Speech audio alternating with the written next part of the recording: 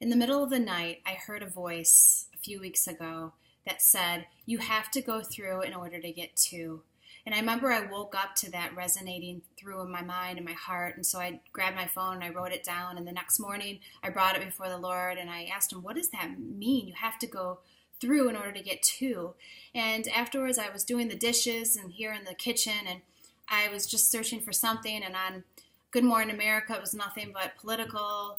Yeah, yeah, yeah. So I changed it, and Joyce Meyer was on, a Christian speaker, just a powerful woman of God, and it caught me off guard because she just said immediately, as soon as within minutes of turning it on, she said, "You have to go through in order to get to."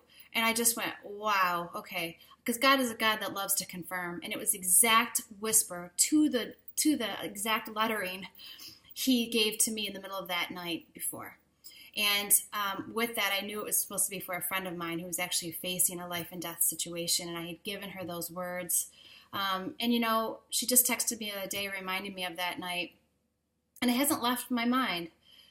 We do have to go through in order to get to, don't we? Just whatever it might be. It might be a child who you've been praying for and who you're grieving over may have gone in a wrong direction than what our mama hearts want our child to go.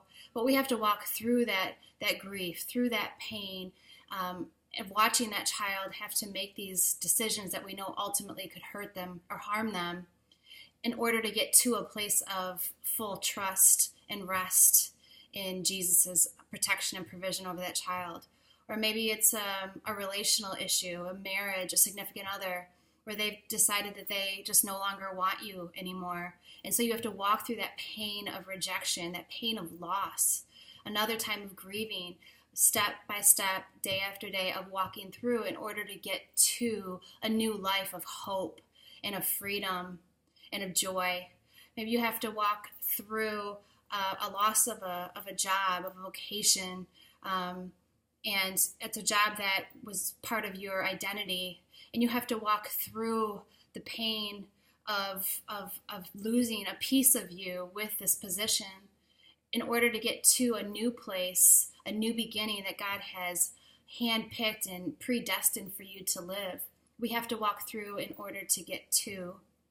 Or maybe it's the pain of a past violation that was done to you, that you've been stuffing and repressing your whole life. And now maybe you've reached your 30s, your 40s, and 50s, and it's just starting to bubble over and you can't keep pushing it down anymore. Maybe it's now is the time that God's saying to you, it's time to walk through in order so that I can get you to. So I can get you to a life of no more shame, but of freedom, of no more guilt, but of restoration, of no more fear, but of redemption. God wants to free us. God wants to make us whole.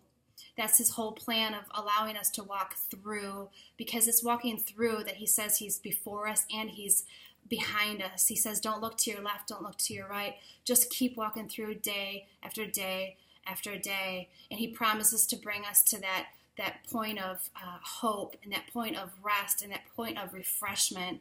The problem is, if you're anything like me, we oftentimes try to find the way around, and unbeknownst to us, there is no end to that. You just keep going around in a circle, recycling it and going around and around and around, and there is no getting to. The only way to get to freedom, to get to hope, to get to rest, to get to joy, in spite of the circumstances, that get toing is the internal rest, is to walk through it, let God refine us, let God kind of smooth out the edges of our life, so that when we take that walk by walk, it strengthens our endurance, strengthens our perseverance. God's able to whisper during that season, you're worthy, you're valuable, I know you can do this. He rids us of the lies that we believed as truth, these shame messages that told us that we just had very little value or worth, or somehow we were inherently flawed.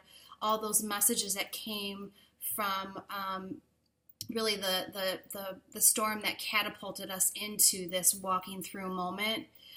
He strips you of that, so that when you finally get to, you are renewed, you're restored. The word tells us that we're a new being, we're a new person. The spirit within has completely washed out the dark and the pain, and we can be a blessing and no longer a curse, because we have chosen to take the difficult path of walking through in order to get to. So I hope this was a source of encouragement as much as it was for me today. So have a great day. Love you all. Bye.